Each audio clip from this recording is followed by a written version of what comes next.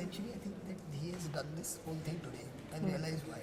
Attention. He wanted to come back one day earlier from my holiday.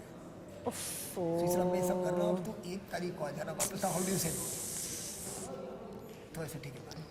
but please don't come back one day earlier. No, but I'll come back, I'll do some stuff by myself. Okay, okay, then that's fine. No, they'll sit on my head also. No, just don't succumb. आप वहाँ से करेंगे? अच्छा, हम लोग wait कर रहे थे कि आप यहाँ आएंगे. ओके जी. Pin drop silence.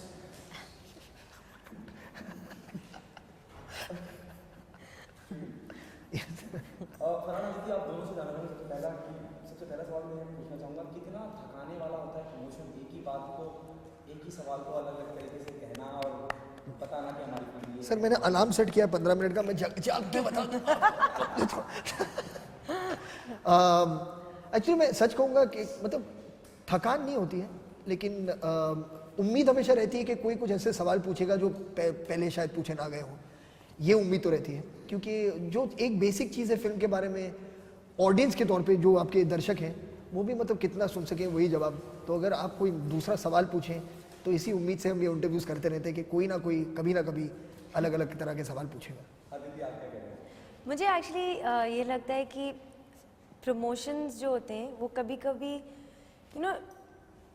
धीरे धीरे करके हम लोग एक वीक मोमेंट पे सब कुछ बता देते हैं. और फिर जब मैं खुद प्रमोशंस देख रही होती हूँ एक्टर्स के, मैं हमेशा सोचती हूँ यार अभी मुझे तो सब पता है, अब मैं क्यों जाऊँ देखने फिल्म, या अगर मैं जाऊँ तो या तो मैं डिसअपॉइंट हो जाऊँगी या मेरे एक्सपेक्टेशंस को थोड़े वॉप्ड कर देते हैं प्रमोशंस. सो आई विश हम ऐसे ना प्रमोट करें और थोड़ा सा अलग कुछ तरीका हो. But it's a great way to reach out to people to say कि हम लोगों ने इस फिल्म को बहुत प्यार से और बहुत खुशी से बनाई है. एंड आई होप कि आप और जब 8 जनवरी को ये फिल्म रिलीज होगी तब आपका प्यार बहुत जरूरी है. With all due respect, comparison हमेशा से लोग करते आए हैं, करते रहते हैं. जब इस तरह के सवाल होते हैं तो सेलिब्रिटी की अपनी एक आर्टिस्ट की अपनी सोच होती है. एक 40 की लास्ट वोकल जॉनी गद्दार, जो थोड़ा बहुत अगर हम ट्रेलर प्रोमो फिल्म का देखें मजे का, तो एक थ्रिलर लगता है. तो क्या उस जोनर में फिल्म होगी, क्या उस तरह की फिल्मों की याद दिलाएगी? नहीं, मैंने जॉनी गद्दार देखी है. मैंने वो दूसरी फिल्म जो आपने जिक्र किया, हाँ वो मैंने देखी नहीं है तो उसके बारे में मैं कुछ नहीं कह पाऊँगा. लेकिन ये फिल्म बहुत अलग है उस फिल्म से और उस जॉनर से, क्योंकि ये फिल्म एक्चुअली मतलब जो आप देख रहे हैं एक थ्रिलर की फीलिंग आ रही है, और है थोड़ा बहुत मतलब जो थ्रिलर एस्पेक्ट है इसमें, क्योंकि एक इन्वेस्टिगेशन है, ये सारी चीज़ें हैं. लेकिन ये फिल्म एक्चुअली एक इमोशनल ड्रामा है अगर मुझसे आप पूछें, क्योंकि मैं जब मैंने ये कहानी पढ़ी थी तो जो सबसे ज़्यादा इफ़ेक्टिव चीज़ है इस फिल्म में और जो सबसे ज़्यादा आपके साथ रह जाती है, जो यादगार है, वो जो एक इमोशनल थ्रस्ट है इस फिल्म का, जो एक लव स्टोरी है, जो एक ड्रामा है या दोस्तों का. ये चीज़ें हैं जो आपको ज़्यादा याद रहेंगी इस फिल्म को देखने के बाद.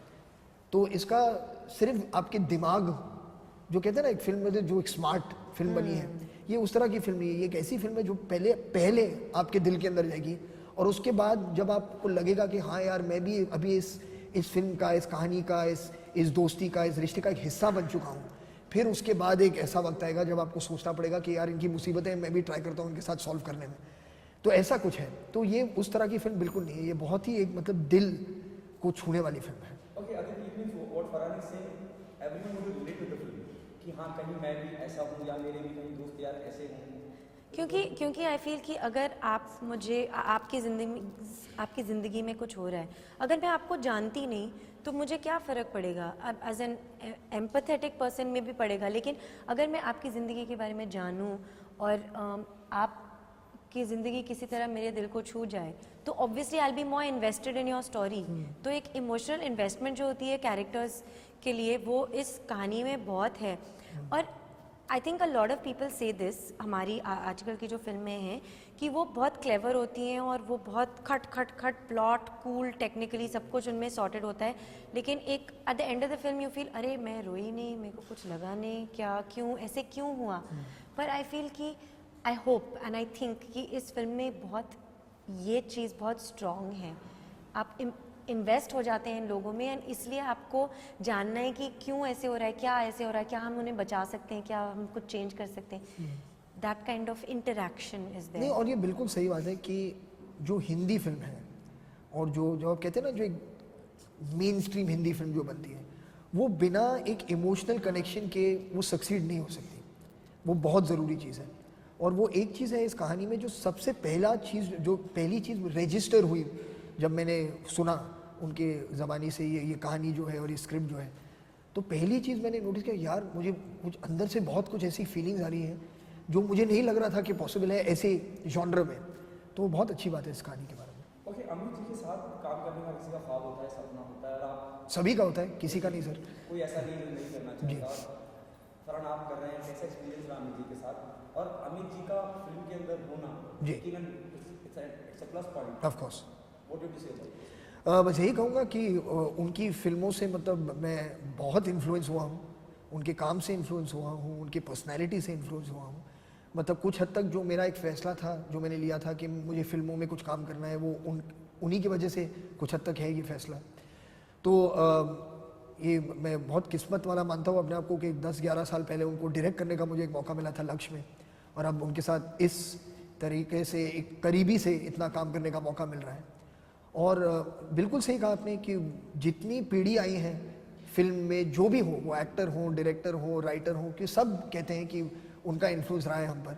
तो ऐसी जनरेशन्स मतलब आई हैं जो जिनके लिए उनके साथ एक फिल्म में काम करना, बतौर किसी भी रोल में भी काम करना, एक बहुत बड़ी बात होती है, क्योंकि उनका इतना इन्फ्लुएंस रहा है. तो मुझे बहुत खुशी है कि मुझे 2 बार उनके साथ काम करने का मौका मिला है अलग अलग रोल्स में, और बहुत सीखने को मिला है उनसे. बहुत एक सिनेमा के बारे में जो एक प्यार है हमारे सिनेमा की ओर, उस सिनेमा का वो इतना बड़ा हिस्सा है.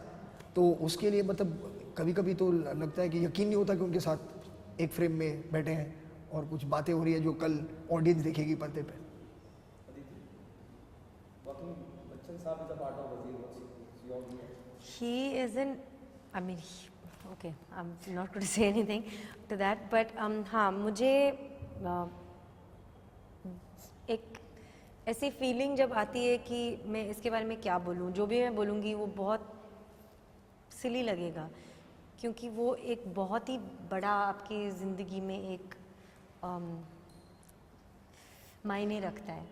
तो for me it was really incredible. Mister Bachchan actually मैं उनसे पहले भी मिली हूँ लंदन, पेरिस, न्यूयॉर्क के दौरान, और उन्होंने ही इज़ वो बहुत जेनरस हैं with his words and with his appreciation, and he is really amazing. और मुझे वो हमेशा याद रहा है कि how he has treated an a very new actor.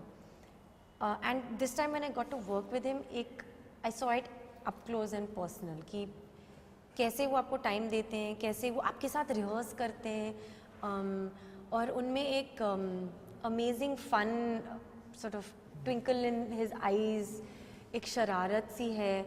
वो हमेशा एक्साइटेड होते हैं अपने काम के बारे में, and at the same time एकदम फोकस्ड, डिसिप्लिन. तो ऐसी जब चीज़ें आप ऐसे इंसान में देखते हैं who has inspired millions in this country and in the world, it's amazing to also find that there such amazing people. Okay Farhan, अगर मैं आपकी बात करूँ रॉक से लेकर भाग मिल्खा भाग से लेकर या दिल धड़कने दो, आपके किरदारों पे अगर निगाह डाली जाए तो सब कहीं ना कहीं इंटेंस इमोशनल किरदार रहे हैं, चाहे वो भाग मिल्खा भाग का हो, या क्या ये खास एक जॉनर आपको बहुत अट्रैक्ट करता है और या आप बहुत ज़्यादा इसमें अपने आप को जाहिर कर पाते हैं? कुछ हद तक जो आप कह रहे हैं सही है, क्योंकि जो ड्रामा है वो जॉनर मुझे शायद एज अ व्यूअर ऑल्सो मुझे सबसे ज़्यादा पसंद है. तो जो चीज़ें आपको पसंद है वो आपके चॉइसेस में भी रिफ्लेक्ट करेंगी. तो कुछ हद तक ये सही बात है. लेकिन मुझे थोड़ा कुछ हद तक जो एक हंसी मजाक की भी फिल्में होती हैं, जैसे ज़िंदगी ना मिलेगी दोबारा थी, उसमें कुछ अलग करने का एक मौका मिला था. कुछ हद तक दिल धड़कने दो में मिला, कुछ हद तक. तो ऐसी होती हैं ऐसी भी फिल्में. शादी के साइड इफ़ेक्ट्स में कुछ कॉमेडी करने का मौका मिला. तो ऐसी चीज़ें हैं. लेकिन कहीं ना कहीं उस जर्नी में एक ऐसा मोड़ आना चाहिए या कुछ एक ऐसा लेयर होना चाहिए जो एक सीरियस, एक ड्रामेटिक लेयर भी हो साथ में. वरना मुझे लगता है कि कहीं बहुत हल्की सी बातें हो जाती हैं लाइफ में. तो एक है शायद जो आपने नोटिस किया है परफॉर्मेंसेस में कि ड्रामा की ओर जो एक लगाव है और एक खिंचाव है वो है शायद. ओके, उसके अलावा दूसरा सवाल आपसे, कई बार एक आर्टिस्ट खुद भी बहुत कुछ कहना चाहता है फिल्म के बारे में, जैसे आपने जिक्र किया कि लोग कुछ ढंग का पूछे तो हम कहेंगे, आपको कुछ कहना है ऑडियंस से, कुछ कहना है? नहीं, मैंने नहीं कहा लोग कुछ ढंग का पूछे, मैंने कहा लोग कुछ अलग अलग पूछे। ढंग का अलग होता है और अलग का अलग का ढंग होता है। आप दोनों कुछ कहना चाहें, और कोई ऐसा सीन जब आप थिएटर से निकलते हैं ना ऑडियंस जी। तो आपके जहन में जाता है यार वो सीन, वो सीन में मजा आता है, वो सीन आपने कुछ ऐसा मोमेंट? नहीं, अभी वो सीन वो तो ऑडियंस डिसाइड करेगी कि क्या सीन, क्योंकि हर इंसान का एक अलग फेवरेट सीन हो जाता है फिल्म में, तो ऐसा है। लेकिन एक सीन है जो किचन में हम शूट कर रहे थे, जो एक रिकंसिलिएशन का एक सीन है, वो सीन आई थिंक हमने कुछ 4 या 5 दिन it took us to shoot that scene, क्योंकि बहुत सारा अलग दूसरा भी काम था उस घर में, और जब भी उस सीन का वक्त आता था तो सेटअप तैयार हो जाता था लेकिन फिर वक्त खत्म हो जाता था, ऐसा कुछ था। तो बहुत बार हम एक इमोशनल मोमेंट पर आए थे कि आज हमारा मिलाप होकर ही रहेगा अदिति, और कहते सर आज पैकअप हो गया, अपना मिलाप परसों होगा। ठीक है, परसों मिलते, फिर परसों फिर से पूछे आज तो मतलब आज रोमांस होकर ही रहेगा, एक मिलाप सर आज अनफॉर्चुनेटली वो कुछ दूसरा करना पड़ेगा आज पहले, ठीक है। ऐसे ही कुछ कैरिड फॉरवर्ड होता रहा हमारा मिलाप। तो वो एक, जब मैं फाइनली देखता हूँ उस सीन को, तो मुझे हमेशा वो दिन याद आते हैं जब we were almost reunited but unfortunately not. I'm thinking. अच्छा, why don't you go first? Why should people want to come and watch Wazir? Why they come and be a part of Wazir? Because मैं एक audience के तौर से देख रही हूँ कि ये एक कोलैबोरेशन है ऑफ सम अमेजिंग पीपल, और हर इंसान को चुना गया है for their uniqueness. It's not कि he's a good director so I'll just take him. No, Bijoy is there because he's a good director but he's also a very visual director, technically amazing. तो एक vision उनका अलग सा है। Vidhu Vinod Chopra is he's written it with Abhijat Joshi. Farhan Akhtar हैं who is, we all know, incredible and so amazing at what he does.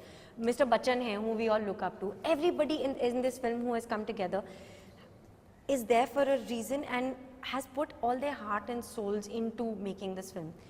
And I feel it's a really nice combination of everything. Like Farhan said, ये एक thriller mystery है, इसमें pace है, but इसमें जो drama और emotion है वो बहुत strong है, तो वो आपको, it keeps you hooked to the film. And I think everybody wants to be touched. Every audience member wants to take a story home with them in their hearts. And I think and I hope that they will feel this about Wazir.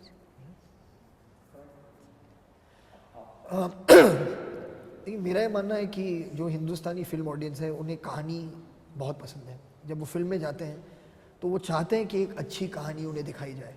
तो ये बिल्कुल एक कोशिश रही है हमारी तरफ से कि एक अच्छी कहानी हम बनाएं, एक ऐसी कहानी बनाएं जो, जैसे इन्होंने अभी भी कहा, कि आपके दिल को छुए, आपको थोड़ा एक्साइट भी करे, क्योंकि जो थ्रिल है इसमें, तो ये सारी चीज़ें हैं। एक होलसम फिल्म है, तो बस यही उम्मीद करेंगे कि लोग जाएं और जिस तरह की फिल्मों पे हम बड़े हुए हैं, जो कहते हैं होलसम मेन स्ट्रीम एंटरटेनमेंट, जाकर देखिए, enjoy yourselves, go with your family. Okay, the last one. Doing, with all due respect, doing Wazir is a risk or a challenge? No, it's a celebration of being part of movies. I don't see it. Her film में risk है, हर film में challenge है। वो ऐसा नहीं है कि सिर्फ वजीर में है, तो हर चीज़ में कोई ना कोई कुछ ना कुछ दाव पे लगा ही रहा है, तो वो तो अलग बात है। लेकिन जिस वजह से हम इस फिल्म को बना रहे हैं वो इस वजह से है क्योंकि ये जो कहानी है ये बहुत ज़रूरी थी कि इस कहानी को हम दुनिया के साथ शेयर करें, क्योंकि इतनी एक अच्छी कहानी लिखी है उन्होंने कि पिछले कुछ 8-10 साल से मतलब वो सोच रहे थे कि बनाए ना बनाए। तो मुझे बहुत thank you very much Vidhu, thank you very much Abhijat for going ahead and making this film and for making us part of it, and I hope the audience will enjoy it as much as we have making the film. Thank you so much. Thank you.